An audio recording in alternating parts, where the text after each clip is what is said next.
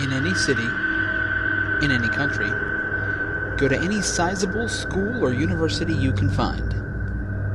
When you reach the front desk, ask to see someone called the Holder of Simplicity. Should the worker utter a single piercing shriek, place her hands on her ears and close her eyes. You have come to the right place and should feel free to ask again. But if she simply ignores you and writes something down, your life is doomed. You will instantly become completely aware of everything that has to happen for each action you make to occur, from stepping on an ant to blinking. After you ask the second time, the worker should instantly calm down and ask you to follow her. She will lead you on a roundabout path, heading through the seemingly endless halls of the school. Count the number of right turns you make. After 7 right turns, casually slip into the shadows and let the worker continue walking. Should you fail to do this, you will never get another chance to leave, and those endless halls will swallow you up forever. If you succeeded in losing the worker, stick your hands in your pockets and look around for a bulletin board. There will be a morass of colorful announcements tacked to it, with an array of eye-catching pictures and descriptions of incredibly exciting activities. Do not be strayed by these. They're trying to hide the one you're looking for. Look for a plain white sheet of paper almost completely covered by the others. Take note of the room number, then look at the time of the activity it advertises. The date will always beat today's, but if the time has already passed, then you're too late. They have caught you, and nothing you do will keep them away. If the time is later than what time it is right now, then start searching for the classroom. None of the wall-mounted directories are the same, and the numbering system is horribly random. You will never likely find the place, and will be lost searching for it among the endless halls while the hunters circle in. If by some miracle you do manage to locate the room, ready a weapon and prepare yourself. If you didn't make it before the listed time, the door will slam and lock, and nothing will ever convince it to open for you again. If you make it in time, take the door at a run, weapon ready. A heavily decorated biology classroom will greet you. The room's paint job is a disgusting, rancid, vile colors, drip fleshly, slathered from every surface. Posters line the walls, emblazoned with pictures of impossible, unholy creatures. Books in dark, lost languages lie scattered on the floor, yet the room is empty. Almost. At the far end of the room, a student sits hunched over one of the unspeakable creatures from the posters, frantically dissecting it with a long-bladed scalpel. You must ask him the right question, or he will smash the creature aside and turn to find a new subject to dissect. You, at the top of your lungs, scream to him, "Why did it not happen then?" The student will scream horribly and whirl around. Time will seem to slow, and in 1 second he will tell you the hours-long story of why it did not happen then, and of all the things that have gone wrong because of it. When he finishes, the creature on the table will whirl up and attack him, tearing him to shreds in seconds. His calculator will fly from the melee. Grab it quickly, but dare not open it. With whatever weapon you have, target the thing's head and aim to destroy, or it will do the same to you. Whirl for the door. The rest of the class has arrived. They all brought their dissection kits today, but you've ruined their only subject, and now they want you to replace it. Battle your way out of the classroom. The topography has changed. Where once endless, grotesquely painted halls stretched, a single bare concrete walkway stretches across a pit of flames to a steel door. Fight your way over there. Do whatever it takes to get to that door. The moment you grab that handle, everything will turn white. Shut your eyes. Count to 5, then open your eyes again. You'll be holding the handle of the locker room door at the last school you ever attended. Open it and walk into the locker room. Pull the student's calculator from your pocket, turn it on, and press the key labeled Entry. A number will appear. Toss the calculator away and find the locker with a number on a door. It'll be unlocked. Open it. The whetstone inside is Object 81 of 538. When used on any blade, that blade will never again grow dull, and nothing will be able to resist its bite. Now take advantage of the locker room's showers. You'll definitely need one after this adventure.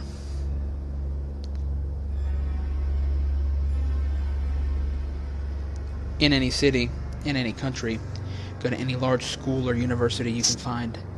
Once you locate the visitor's desk, walk up and ask if the holder of purity showed up for school today. If the worker nods, your fate is sealed. Your quest is already known, and nothing you can manage will let you even get as far as the front door. However, if the worker shakes his head and goes back to his work, you're safe. For the moment, anyhow. Casually sweep your gaze around the school lobby where you stand. No matter how it looked before, it is now beautifully decorated with delicate draperies over precious, strange stone walls. Look around until you spot a door that stands starkly among the design, a crudely built door of waterlogged, rotting wood. The handle is rusting away. Bugs, unlike any of this earth have ever seen, crawl through the wood. Immediately upon seeing the door, every fiber of your person will want to walk away and never look at it again. But if you truly wish to go through this, you must overcome yourself and walk to the door. Students, teachers, and staff will try to get your attention, try to get you to do something, anything other than opening that door, but ignore them. Get over there as fast as possible and rip open the door. You may catch a glimpse of a darkened, twisted shop classroom before something unseen grabs you. The shrieks of the student and faculty are heard as black, grotesque shapes pour out of the room, and your unseen captor pulls you in. You won't be able to see anything for about 5 minutes. Lucky you. A sickly pale green light will snap on and reveal your current position, strapped to the table of an enormous black drill press. High in the darkness above, a high-pitched warbling whine is heard. The drill press is on, and your captor from before is slowly lowering it, and the enormous drill bit attached.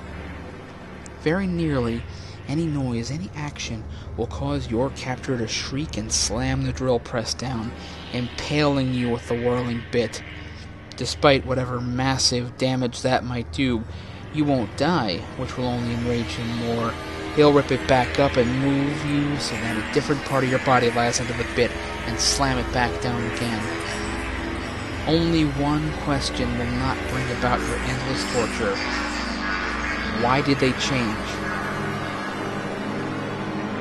The lights will snap on and the drill press will fall silent. Squeeze your eyes shut and do not open them again, for to stare at that corrupted room and its lone occupant for any length of time is to join them. Your captor will sigh, then give you an answer so simple that it'll seem impossible that no one has figured it out already. You will hear one more quick shift, then the drill press screeching down one last time. No matter your resolve, the pain from this will be unbearable. Scream and open your eyes. You are lying on a bench on the top level of a parking garage 2 miles from the school. The part of your body that got hit by the drill press last will still be throbbing with pain and feel swollen beyond relief. Sit up and check the supposed lump. It'll come loose from its taped-on fastening and fall to the ground. The rusted handle from the woodshop door, which you now hold in your hands, is object 82 of 538. It longs to be back in its proper place, but its destiny draws it to another.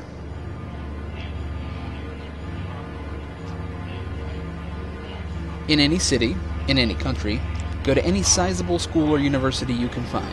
After locating the front desk, walk up to it and ask to see the one who calls himself the holder of corruption. The attendant behind the desk will look down and then begin to scream. Close your eyes tight, you don't want to see what they're doing. When the screaming stops, open your eyes. You should be in a small, dark room with wooden walls. There will be a solid-looking door of copper and wood behind you. Walk up to the door and knock twice and open it. You will be standing in the place you call home, but horribly distorted. You will recognize it, but it will be difficult for you to find your way. Everything will be decayed and rotting. Insects, rats, and all kinds of horrible things wander the house. The house will be buried deep underground. Dirt blocks the windows, making it pitch black. You had better have brought a light. If not, the walls won't exist, and you'll wander for the rest of your existence in the darkness, unable to die or to feel weariness. If you did bring a light, however, you are in luck. Quickly find your way to your parents' room, or, if you don't live with them anymore, to your own room. On the bed will be a twisted visage of both your parents in one body. They will be naked and smeared in horrible substances, filth, feces, blood, vomit, everything possible. They will be horribly gibbering your name. You cannot react to this at all. If you do, you will join them as one, and your mind and body will break slowly over thousands of years. You will know only torment and the torment of all others to ever die. Instead, resolutely stare them in the eyes and ask them, "Why did this come to pass?" At this moment, they will split into two separate bodies and tell you from beginning to end, then from end to beginning, at the same time, why it came to pass. It'll be a horrifying tale because it will seem it is your fault these things happened. You'll most likely go mad from guilt. If you do not, however, the two bodies will produce an hourglass and place it on the floor. Thank them and gently pick it up with both hands. You will wake up in the place you call home, laying on the floor in the most windowed room. It'll be 3:32 in the morning. No light will come from the windows till morning comes. The hourglass is object 83 of 538. When the sands of one end run empty, then it will begin. This must never happen. In any city, in any country, go to any mental institution or halfway house you can get yourself to. When you reach the front desk, ask to visit someone who calls himself the holder of dreams. The person behind the desk will stare at you with piercing eyes, tell you such a person is not there. Ask him or her where you can find him, and you'll be presented with a key with a number attached to it. Walk out from the building into the street and go north. If the street doesn't go either north or south, go east, then turn north once you notice a street at your left. Keep walking until you see a hotel. Maybe you've never heard of it, maybe you've never realized it was there, but this is your destination. Enter the hotel, speak to no one, and answer no questions asked to you by the employee in the lobby or the guests. Look at the number attached to the key, and find the bedroom's door where the key belongs. Once you find it, open the door. Enter the hotel bedroom, and close the door. You'll want to wait until at least sunset, when the first stars show up in the sky. Turn off any mobile phones, don't turn on the TV, and have no objects which can make sounds. Without changing clothes, lay down in the bed and close your eyes. Even if you're not sleepy, your mind will drift away and you'll be sleeping soon. Think of good things while waiting with your eyes shut, because if fear or bad thoughts emerge, it might be too late. They know you're there. If all goes well, you'll wake up the next morning, leave the hotel with no explanations, return home, and resume your life, but be prepared. You completed, without knowing, a pact. Accepting this path has earned you horrible consequences. 3 people you know will die in the following days. They will die in horrible, disgusting ways you couldn't imagine were possible. React no more than what is normal to a human. Go to their funerals, mourn for them. Keep moving with your life. Do not attempt to return to the hotel or back to the asylum, or it'll be all over and you'll wish you had died in the same way your friends or loved ones did. It would have been less horrifying. After 1 week, 7 complete days, you will see the death of the third person. There'll be no way to avoid it. It'll be the person you most care for, and no matter how much you'll try to stay alone that day, the person will still come to you, unaware of his or her fate. Doesn't matter how he or she appeared, the person will be there. When it happens, you're unable to save the person. You cannot turn around or close your eyes, or you'll suffer the same fate. It'll be as though the entire legion of hell came to consume your friend in pain, agony, and despair until their last breath. You must not scream or react, just watch. When all is over, when there's nothing left but the mutilated corpse of your loved one, you'll feel a hand tap your shoulder. Do not turn around, or the boned hand will grasp your neck, and death will be slow and painful. The figure behind will ask, "Did you enjoy that?" Do not answer. Instead, ask, "How can I protect my dear one?" The hand patting your shoulder will rise and point at the corpse. Approach it, and you shall see a faint light coming from inside their now decomposing chest. Reach for it, and remove a small silvery trinket from their flesh. Do not fret if it looks different from what you heard, for it is never the same for anyone. Once you do this, you hear a pitched scream, and the ground under your feet will vanish. Keep holding the trinket tightly and do not let it go, or you'll fall into darkness. You'll wake up in the hotel bedroom, check the calendar. Those 7 days were a dream. Nothing happened at all, and your friends and family are safe and sound, but you'll have the trinket on your hands. The trinket is Object 84 of 538. Give it to the one you most care for. It might well be their only hope of salvation, even coming as it may at the price of your own salvation.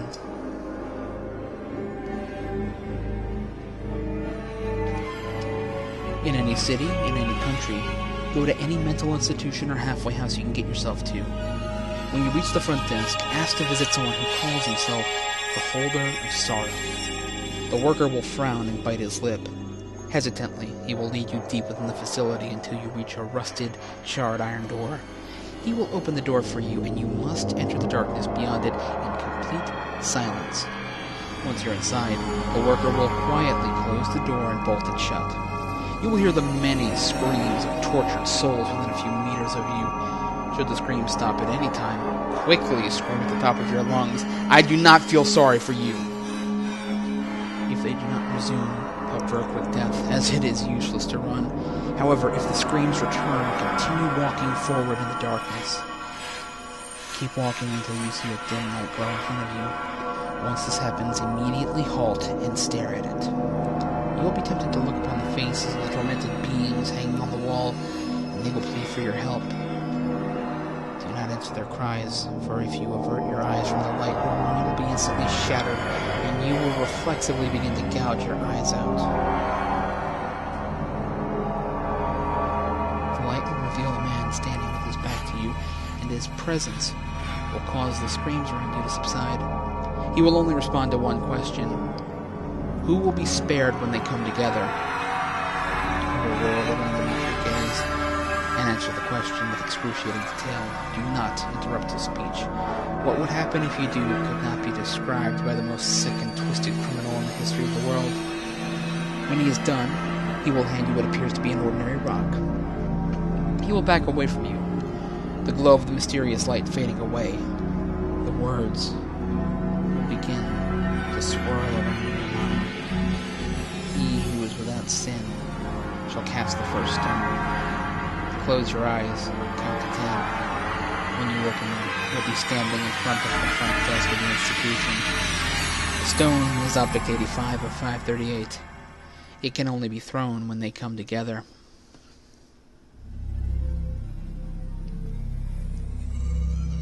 In any city, in any country, go to any mental institution or halfway house you can get yourself to. When you reach the front desk, ask to visit someone who calls himself the Holder of the Lens. The attendant will not acknowledge your request at first, but you must continue to ask. When she raises her head, she will give you a questioning look and ask if you're sure. If you have any doubt in your mind that you will not succeed, turn away quietly and never return. If you have no doubt of your impending victory, then give her a single nod. She will smile softly and lead you through a door behind the desk. The door will open into a steel gray hall, straight and narrow, barely wide enough for the two of you to traverse. Large mirrors, spaced at odd intervals along the walls, will reflect the two of you along the path. You must look in every one of them as you pass. Should one of the mirrors show that the attendant has disappeared, begin to pray, for you will not be long from this world. However, should it be you missing from the mirror, stop and turn to face it. The attendant will turn around and push it aside, revealing a darkened room. Make sure to thank her before you step inside. The powers in this place do not tolerate a rude visitor.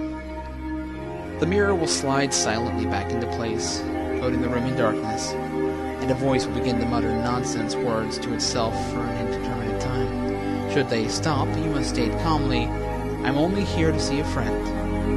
If the voice returns, it will not be a whisper but a roar of anger that will shred your body, leaving your soul to be slowly consumed by the holder.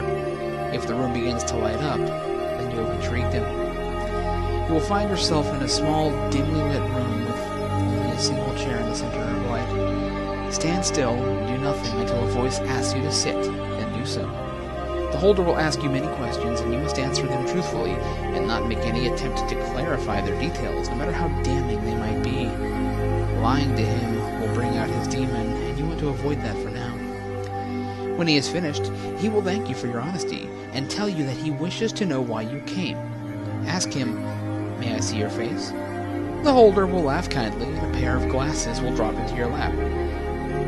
Take the time to think of the one thing that means the most to you, and put the glasses on. Now you will see the room in whole, oozing pestilent blood from every inch of the surface, save a small ring of illuminated floor. Do not stand until the holder asks you to, and when he does, leap up onto the seat of the chair immediately. The light will go out, and the blood will rush to fill the gap, but you will still be able to see through the lenses. Look directly ahead of you, and politely ask to see the holder's face again. The blood that forms the wall will part like a curtain, and a figure will emerge. If it is anything but the figure that you pictured in your mind before donning the glasses, quickly remove them and throw them aside. If you're fast enough, the darkness will part to reveal the doorway of the institution you came to. Count yourself among the most fortunate. Should you be too slow, then your blood will be added to the rooms very, very slowly. If, however, it is the object, step down from the chair. Your feet will touch the blood, but you will not sink. Take 5 steps forward and halt.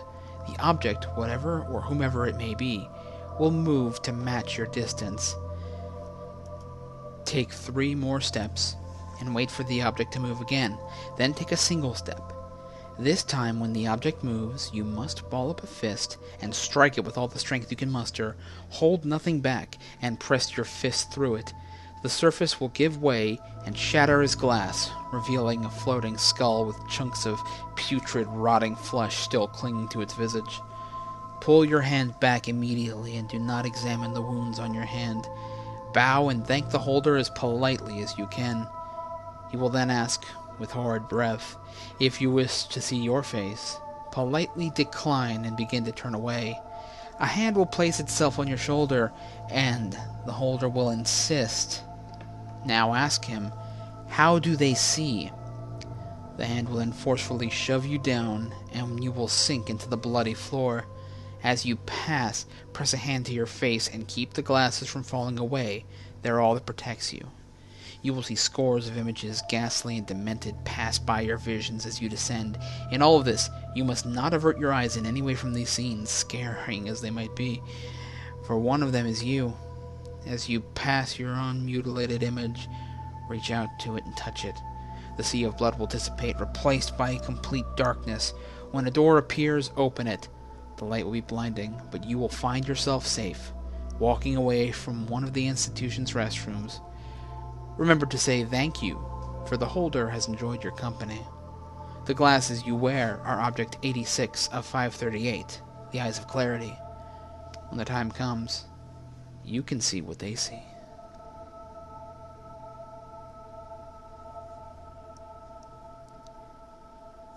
In any city, in any country, go to any mental institution or halfway house you can get yourself to.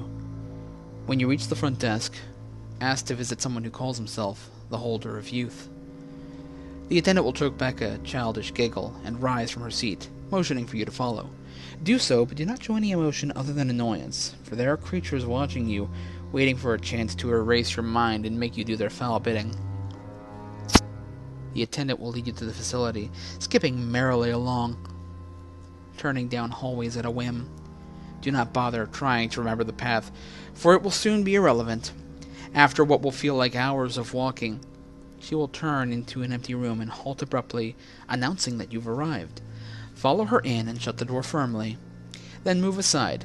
She will wait, rocking gingerly on her heels, then bounce towards the door, opening it with a little more than a grin.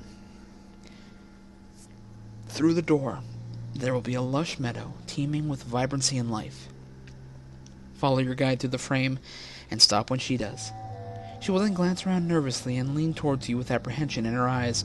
She will speak a single whimsical word, then depart, leaving through the door and closing it. You must make sure not to forget that word. Walk forward with rigid, stoic paces, keeping an angry visage on your features. The guardians here know that you do not belong, but will be too afraid to strike, for now. Continue walking until you reach a ring of flowers and step inside it. they will all wilt suddenly, with the exception of one small portion. Go in that direction, and that direction only, for 44 paces. Then stop, turn to your right, and walk another 44 paces. When you stop for the second time, turn completely around. You should be in a dense, verdant forest. If you're not, then the guardians have mustered their courage, and no power in this place will try to save you. When you arrive, immediately take 3 steps backward. You should come to rest against a large tree. Vines and branches will snake over your body and hold you there, but do not struggle. No matter how tightly they constrict, you must not show your pain, but keep glaring forward, lest the tree decide to crush you on itself. When the growth stops, several children will burst from the bushes, laughing and playing, oblivious to your presence, and form a ring around the tree. As they begin to dance around it, they will sing in pleasant voices, a silly children's song, making the trees around them shudder with laughter. Whatever you do, do not speak or soften your face, but wait until the children pause and sit to catch their breath. One of them will finally notice you and ask what you're doing there. Tell them that you wish to see Father, and they will gasp as one. Should they begin to giggle, then your death will arrive soon, by creatures which no word could ever describe. Sternly tell them again that you wish to speak with Father, and their leader will hang his head glumly, muttering acquaintances to you. He will stand and walk away, leaving all others round you. They will begin to speak to themselves and you, but you must not look at them, listen to them, or even think about anything they might say to you. They only seek to break your stoic mask and flee their punishment. If their words should ever cease, then growl at them. Stop pouting about it and enjoy yourselves. You must sound as menacing as possible, and they will resume talking. No one knows what happens if they remain silent. When the other child finally arrives, he will sit back down, and a tall, wizened figure will emerge from the thicket. He will stare at you, a gaunt, annoyed face that should match your own, and demand to know why you came here, of all places. Glare at him and ask, "Does it truly matter?" The figure will sigh darkly and begin a long-winded rant about the follies of youth. Stay silent, for he will not take kindly to interruptions. When he finally winds down, he will ask you again why you are here. Ask him, what were they before this? The old man's eyes will flash with understanding, and he will sit on a nearby stone and begin to speak. He will tell you in every possible detail what they were in a time before time, when there was still a shred of goodness within what they kept. He will explain with heavy voice the calmer times and tell you of the events that have sparked their fall. Every slight, every delusion, every crushed dream will be laid bare by his words. As the old man speaks, the lush green around you will give way to the blackened dead soil, rotting trees, and foul, half-rotting vegetation. Do not change your expression, and hold your gaze on the old man. The story will end with, "See what they have done to my children." The small figures that sat around you will now be festering corpses, all eyeing you with gleams of sadness in their protestant faces, begging for release. They will all stand and trot toward you, with their father telling you that their hunger must be sated. Now in your loudest voice, scream the word that you were told when you arrived. Should you have forgotten, or mispronounce it in any way, then you will spend the rest of eternity as the dead children's meal. Speak it correctly, and they should all fall to the ground, clutching their ears shut, and the constricting briars from the tree will shatter. Take the largest piece of wood that you can find, run towards the old man, and stab him in the neck with it. As he chokes on his own blood, he will hold a single rose aloft. Take it from his hands, as darkness will surround you, forcing you to choke and die like him.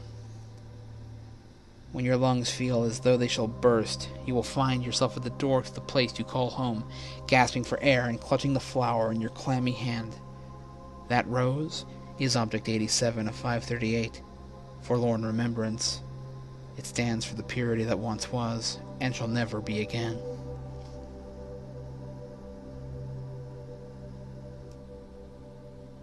In any city, in any country, go to any mental institution or halfway house you can get yourself to. When you reach the front desk, ask for someone who calls himself the Holder of Void. The worker will look at you as if you spoke another language. Repeat your request once more, any more, and your fate is best left unsaid for our sakes. The worker will stand, visibly shaken, and motion for him to follow. Do so, but look to your feet and carefully count your steps. Once your foot has fallen on the 64th step, stop. The worker will have disappeared. Turn to your left and knock thrice on the door in front of you. If there is no answer, turn around and try the same on the door behind you. If there's still no answer, then this game was not yours to play. You will wander the halls of the institution for the rest of eternity. But should a childlike voice ask you to come in, quietly open the door and step inside. The room will be simple, painted in solid ocean blue. There will be a child in the middle of the room, sitting at a table, playing what appears to be a cross between board game and solitaire. The child will look at you with impossibly black eyes that seem to bore into your every soul and beyond. He will ask you, still staring, "Do you also want a card?" The next few moments will decide your fate. Stare into the child's eyes, but do not make a sound. Breathe quietly. He will eventually sigh and resume his game. He will pull a card out of a stack on the table. Should that card have a picture on it, the child will sigh again and throw the card to the ground. Whatever was depicted on the card will come to life. Flee if you wish. If you're lucky, you will die of starvation and dehydration before the impossibly grotesque creature finds you within the halls. But should the card be blank, ask in a loud, commanding voice, "Why did they shatter?" The boy will stare into your mind, as if your very existence is being probed. Do not attempt to hide anything or fight. This holder's powers are more than what they seem, and you may very well lose your sanity where you stand. If you are still coherent when this examination finishes, you will find yourself falling asleep. Again, do not fight the feeling. You will wake up in bed where you call home, a small, round, pearlescent object in your hand. This object is 88 of 538. You've played the game and won, but will you be so lucky at the reunion?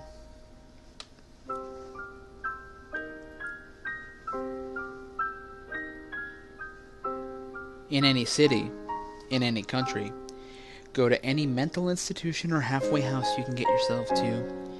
When you reach the front desk, ask to visit someone who calls himself the Holder of the Heart. Should a look of disinterest appear on the worker's face, be persistent and ask him again, but with a more determined tone. Don't let that tone fade from your speech for a moment. They know why you're here, and they won't hesitate to kill you where you stand. Once he gives in and gets up from his desk, follow him to the entrance of a very odd corridor, and he will stop. He will hand you a mask that has half of an odd symbol on one side and all black on the other.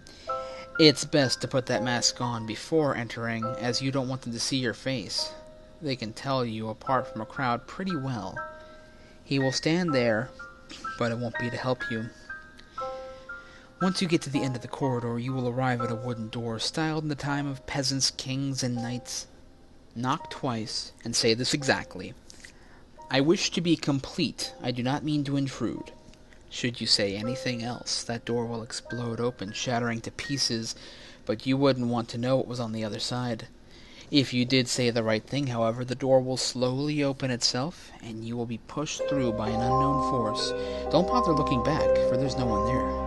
Yet.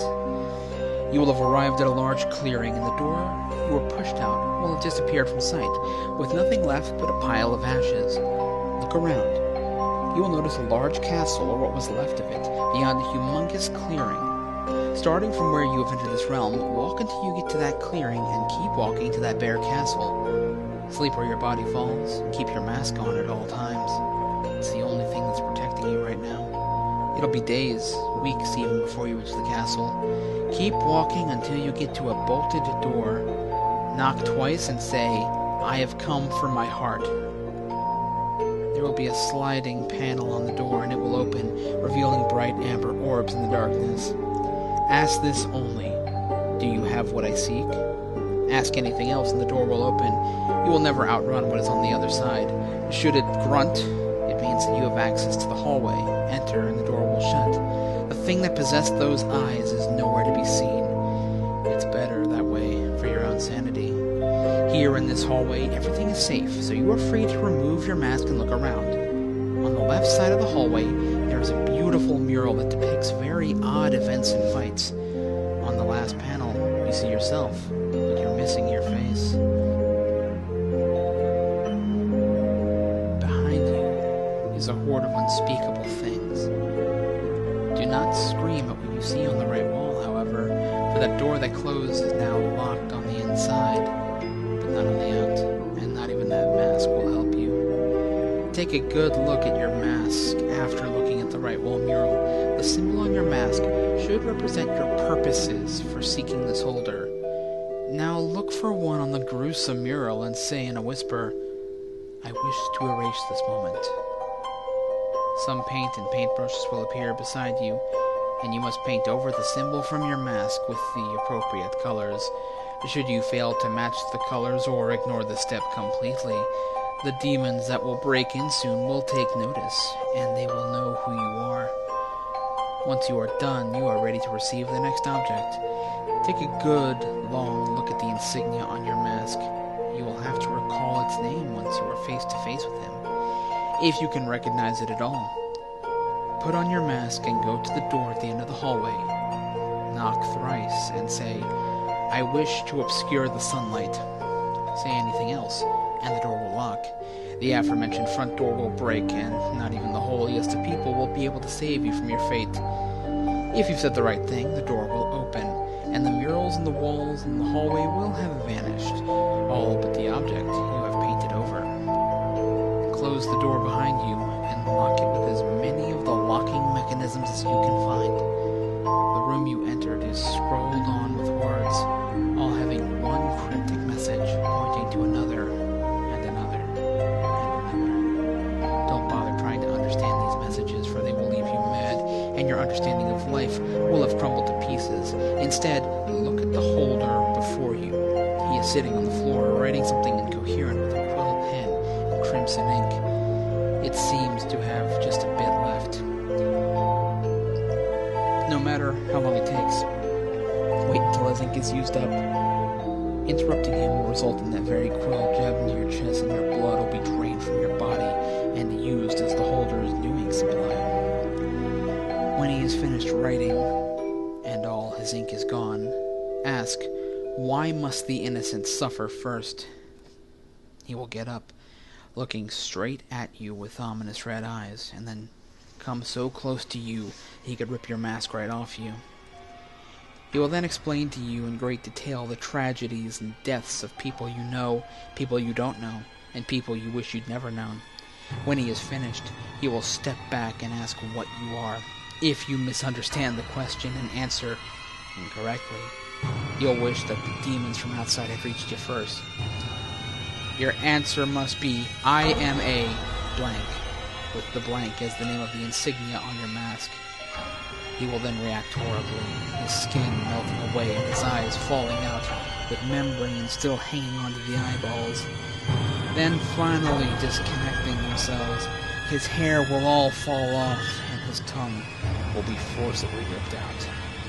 His flesh, or what remains of it, is now all pitch black, and his sockets glow bright yellow, and his size would make even the largest demon tremble. But do not cower at his true form. He attacks only the cowardly, after all. With pride in your voice, shout again your answer, and he will knock a hole in the ceiling. A bright light will shine through and land on him, and the holder will melt in a small puddle of black liquid. All that remains of him is a small keychain with the shining red heart dangling from one of its ends. In front of you will appear an unlocked white door. Quickly pick up the keychain and step through the door with your eyes closed shut as hard as you can. For about a minute or so, you will still feel a falling sensation. Do not open your eyes, for you don't want to know what you're falling through, and doing so will trap you there for eternity. When you are face down on what seems to feel like concrete, and you feel warmth on your body, you can open it. You're now outside the institution or halfway home, the very same one that you stepped into moments ago. The mask you are wearing will fall off, be burned by a black flame into nothing but ashes, be blown away by the wind. That keychain is Object 89 of 538. When you have figured out its purpose, you will have one chance to end it all.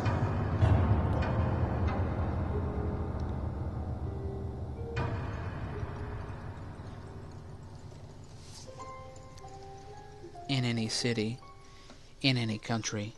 Go to any mental institution or halfway house you can get yourself to.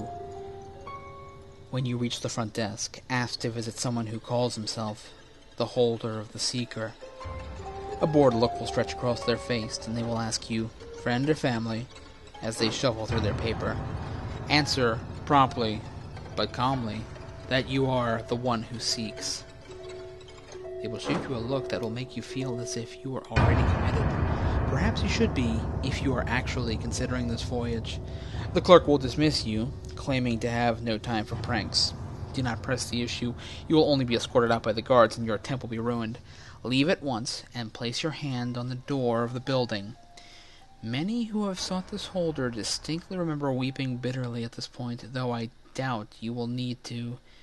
Scream at the top of your lungs with a voice enough to shake the stones. I know that they are real. Don't let this end here. You will feel a hand on your back. Perhaps she will touch your shoulder or arm, or perhaps she will tug on your pant leg. Turn to face her, although she will not be there. You will find a rundown shack directly across or down the road from you. If a forbidding air seems to push you away, you know you have found the place. If you wish to spare yourself the innumerable horrors of the 2,538 objects, turn back now. No one will think less of you. However, if you're brave, steel yourself and knock upon the plastic siding door. It'll slide back, revealing a beautiful woman in an elegant dress. Her eyes will be dark-ringed from lack of sleep and red from crying for so many years. So many years. And those brown eyes were so vivid once. She will ask you if you truly believe in them. Tell her the truth, for if you are lying to her this day, she will know, and your quest will end here. If you do tell her the truth, she likes your answer, and she will invite you in. Remove your shoes once inside. She's a neat freak and would be angry if you dragged anything under the carpet. Yes, the inside of this ramshackle place will be opulent, bedecked in marble, gold, silks, and fine woods. Some exist here who remember building this for her. Touch nothing as she escorts you into her lounge, especially not the crystals. Once inside the lounge, sit at a low table as she reclines opposite you. This table is shaped like a bagua, with the crystal ball in the center, and feet made from effigies of the other objects. Do not look at them. Do not touch the ball. There will be a time for this yet. She will ask you questions, deep questions about your dark secrets, questions that will lay bare your every sin and failure. If she begins to cry, know this. She weeps for you, and she weeps for herself. Do not console her. After a while, she will touch the crystal ball. Do so as well, and she will ask your name. Give it in full. Your name will drift away into the crystal ball. She will ask your birth date. Give it. It too will drift away. She will ask you for your titles, your pseudonyms, your screen names, your nicknames. All will float away from you and into her crystal ball. When she bids you rise, do so and follow her to her bedchamber. Here she will lay out clothes on the bed and step outside, still clutching her crystal ball. Strip yourself naked in front of the mirror. Do not leave a single ring on your finger or in your ear. You must be bare of all but your skin. Throw your clothes into the unlit fireplace. Dress yourself in the clothes that she laid out for you. Your fate will be sealed by the color of the garments. Lie down in the bed. Do not lie on your side or on your stomach, for if you do, you will stay there for all eternity, never able to sleep, but experiencing every nightmare there ever was, or will be in a moment. Lie still for 4 minutes and 13 seconds. If you stir, she will not come. When she does come, she will be wearing the same clothes that you are, and her raven black hair will be deftly brushed. Her makeup will be done in a tea, and she will look ever so beautiful. This is your last glimpse of true beauty before your long journey of horror. She will toss your shoes into the fireplace and light it, burning all your clothes and belongings. She will then lay down next to you in the bed, smoothing back your hair as a mother might her child. Watch in stillness as hundreds of grotesque servants enter the room. Do not look them in their pain-racked eyes. Do not listen to their sullen murmurings, for if you do, they will make sounds that will slowly and painfully melt your every bone.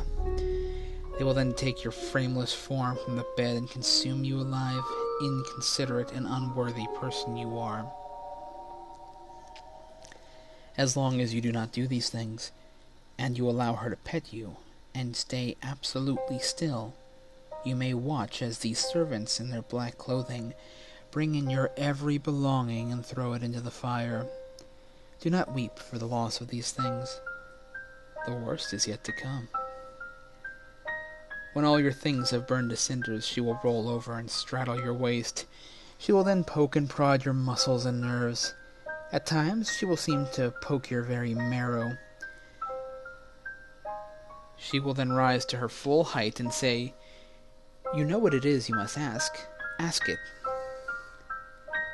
Ask her, "Am I the one chosen to seek them?"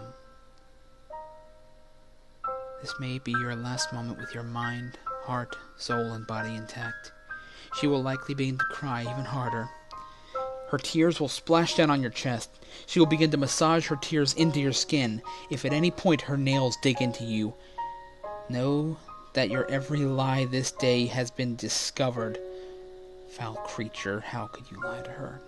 Her tears will leak into your veins and dissolve your will into a screaming husk, and you will serve to carry people's belongings for all eternity, but never have any of your own.